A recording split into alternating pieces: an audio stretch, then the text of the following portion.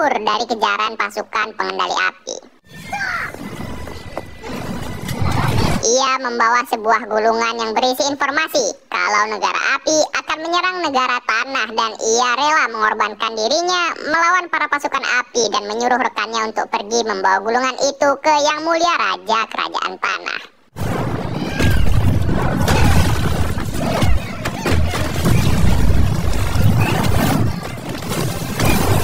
Ia pun tertangkap dan dibawa ke sang Raja Api. Namun alangkah terkejutnya pria ini mengetahui kalau sang Raja Api sengaja membiarkannya memberikan informasi itu kepada Raja Tanah dikarenakan sebagai pengalih perhatian. Semua suku akan berfokus melindungi kerajaan tanah, mulai dari suku air dan udara, sementara yang kerajaan api incar adalah mereka akan membunuh sang avatar yang berasal dari negara angin.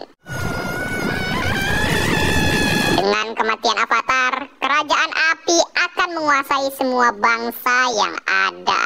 Selama ribuan tahun, negara api, air, tanah, dan udara hidup dengan rukun, dan kedamaian itu diwujudkan oleh seorang avatar yang dapat menguasai 4 elemen. Ketika avatar meninggal, rohnya akan terlahir kembali ke tubuh yang lain. Setelah kematian avatar terakhir, sang avatar belum ditemukan hingga saat ini, hingga Raja Api Sozin menggunakan kesempatan ini untuk menaklukkan dunia. The Avatar. Kuil Udara Selatan hiduplah seorang anak botak bernama Eng yang menguasai elemen udara. Di sana ia memiliki seorang guru yang amat ia sayangi bernama Gyatso. Ialah yang menjaga Eng mulai dari kecil hingga seperti sekarang ini. Para tetua pengendali udara berdiskusi mengenai nasib Eng yang ternyata Eng adalah seorang avatar selanjutnya. Karena Sozin ingin menyerbu kerajaan tanah, tentunya mereka harus mengirimkan bantuan, apalagi mereka memiliki seorang avatar saat ini. Namun Gyatso menjelaskan, Eng masih belum siap mengemban tanggung jawab itu. Dia masih bocah dan masih banyak hal yang belum ia pelajari, seperti tanggung jawab, harapan, dan pengorbanan, serta ia harus tahu siapa jati dirinya terlebih dahulu. Si tetua pun juga bilang, memang tanggung jawab menjadi avatar ini sangatlah berat. Namun, mau bagaimana lagi, Englah yang terpilih, sehingga mau tak mau, Eng harus siap menjalankan tugasnya, dan kini harus mulai mempelajari keempat elemen. Setelah itulah, Gyatso bilang kepada Eng kalau dirinya adalah seorang avatar. You are the avatar. Raja Api akan menyerang kerajaan tanah, sehingga hanya avatarlah yang mampu mencegah itu terjadi. Eng diminta untuk belajar menguasai 4 elemen saat ini juga. Namun tentunya Eng terkejut dong karena kabar ini sangatlah tiba-tiba. Di malam hari, Eng tak bisa tidur memikirkan mengenai dirinya yang akan menjadi seorang avatar. Bersama bison terbangnya Apa, mereka pergi terbang untuk mencari udara segar. Di saat itu jugalah Sozin si Raja Api bersama pasukannya menyerang kuil udara untuk membasmi semua orang termasuk Eng.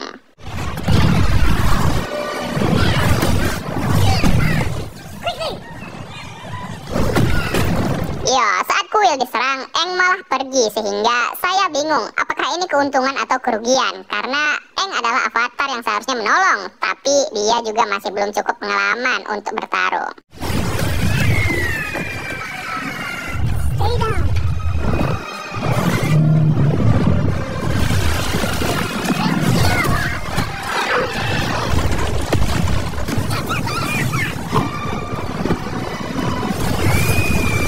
Akhirnya Raja Sozin dapat membasmi semua orang yang ada di kuil termasuk Gyatso, sementara Eng tenggelam ke dalam laut bersama Apa.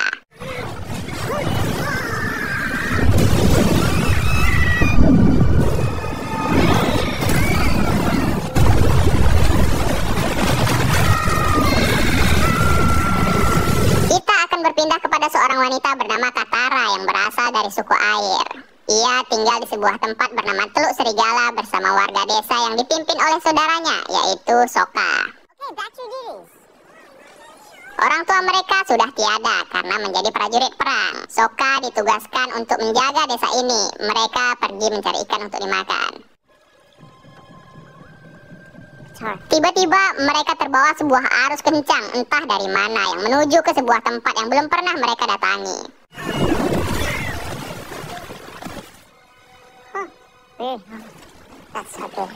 Katara mencoba menggunakan kekuatannya untuk mengambil sampan, namun masih lemah. Akan tetapi, tiba-tiba semua tempat menjadi bergetar.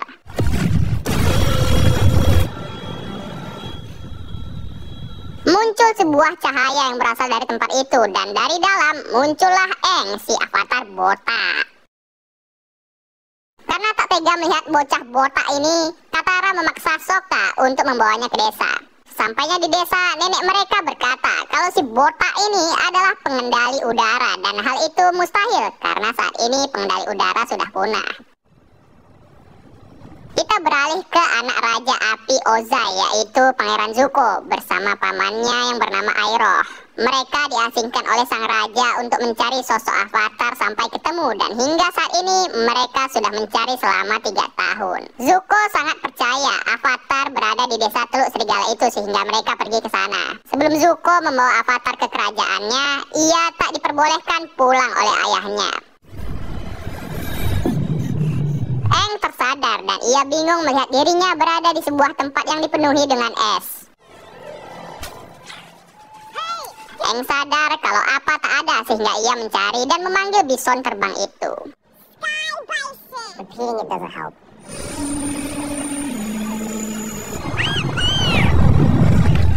Yang Aang ingat terakhir hanyalah dirinya yang tenggelam di dalam laut, dan ia berasal dari kuil udara selatan tepat saat festival komet besar. Nenek bercerita mengenai dahulu kala 4 elemen hidup aman dan damai hingga negara api menyerang. Hanya avatarlah yang dapat menguasai 4 elemen yang bisa menghentikannya. Namun saat dunia membutuhkannya, sang avatar malah menghilang. Aang adalah penguasa elemen udara terakhir, dan Aang telah tertidur di es selama 100 tahun lamanya. Zuko memiliki anak buah yang suka mengeluh bernama Letnan Ji. Aang tentunya syok mengetahui kebenaran ini, namun Katara mencoba untuk menghiburnya. Keluarga Katara juga dibunuh oleh tentara api saat perang. Negara api kini menguasai dunia, namun pengendali air masih melawan, terlebih lagi di utara, dan kerajaan tanah masih berdiri kokoh. Katara mencoba mengendalikan air, namun ia masih kesulitan, dan ia cerita kalau hanya ialah pengendali air yang tersisa di desa mereka karena semuanya habis dibunuh tentara api. Aang memberitahu Katara bagaimana ia belajar mengendalikan kekuatannya, yaitu ia hanya perlu rileks, dan saat mencobanya, Katara akhirnya bisa mengendalikan air itu. Saat itu kapal Pangeran Zuko sudah tiba dan mereka bersiap-siap untuk menghadapinya, walaupun itu mustahil. Sang nenek akhirnya tahu kalau Aang adalah avatar, dan tibalah saatnya Zuko meminta agar mereka menyerahkan seseorang yang tak seharusnya di sini. Awalnya Sokka ingin menyerahkan Aang, namun setelah dibujuk oleh Katara mengenai avatar adalah harapan kita, dan ibu mereka juga mengajari kalau mereka harus menolong sesama. Sokka keluar dan menantang Baiwan Zuko berkelahi.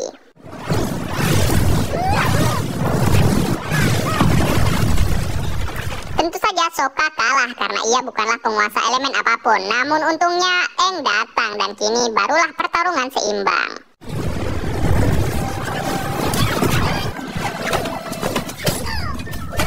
Saat Zuko ingin membakar desa ini, Aang mencegahnya dan ia menyerahkan dirinya, dan ia berterima kasih kepada Sokka yang telah rela melindunginya. Saat itulah Sokka menyerahkan tugasnya memimpin desa ke bocah lain. Ia dan Katara akan menyelamatkan Aang.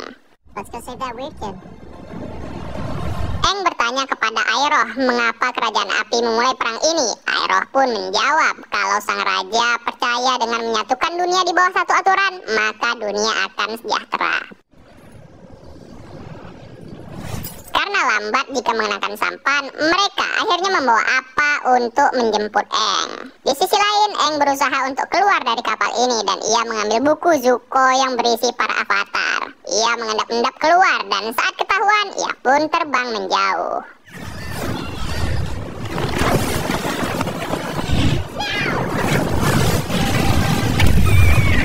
Sialnya, Aang terkena tembakan dari Zuko sehingga ia terjatuh. Namun untungnya Sokka dan Katara datang tepat waktu. Ya, berhasil meredam tembakan api tersebut dan mereka berhasil kabur dari kejaran Zuko. Aang berterima kasih dengan mereka karena telah menyelamatkannya, namun mereka tak bisa kembali ke rumah karena pasti akan diserang sehingga Aang membawa mereka ke kuil udara selatan. Di sana Aang sedih melihat semuanya sudah hancur lebur tak bersisa dan bahkan ia melihat mayat Gyatso. Aang yang teringat dengan Gyatso pun menjadi lepas kendali karena kekuatan avatarnya tiba-tiba muncul yang membuat Katara dan Sokka ketakutan.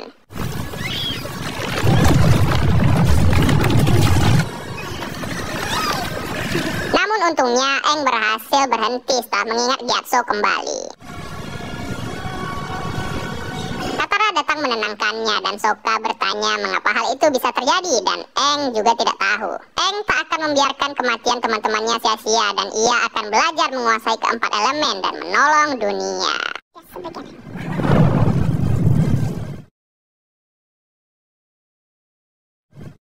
Episode 2 diawali dengan Zuko yang marah-marah karena buku tentang avatarnya hilang. Iroh mencoba menenangkannya dan bilang mereka pasti bisa menemukan avatar itu. Di sisi lain, Aang dan yang lain berencana ingin pergi ke Pulau Kyoshi, tempat asal avatar Kyoshi, dan mungkin Aang bisa mendapatkan sesuatu di kuilnya untuk belajar menguasai kekuatan avatarnya. Sokka sempat mengajak Katara pulang, namun Katara tak mau karena ia ingin membantu Aang dan juga kalau mau pulang mereka sudah kejauhan. Di sana Aang juga menemukan seekor binatang terbang lagi dan juga Katara menemukan gulungan jurus air yang diberikan oleh nenek. Sebelum berangkat ke Pulau Kyoshi, mereka menguburkan jasad Gyotsa terlebih dahulu. Binatang terbang itu ingin ikut juga dan Aang memberinya nama Momo. Di sisi lain, Iroh membawa Zuko ke sebuah tempat berupa pelabuhan yang merupakan pusat informasi. Mereka bisa mendapatkan informasi mengenai avatar di tempat ini. Singkat cerita, mereka tiba di kuil avatar Kyoshi dan Sokka langsung saja masuk tanpa izin ke dalam.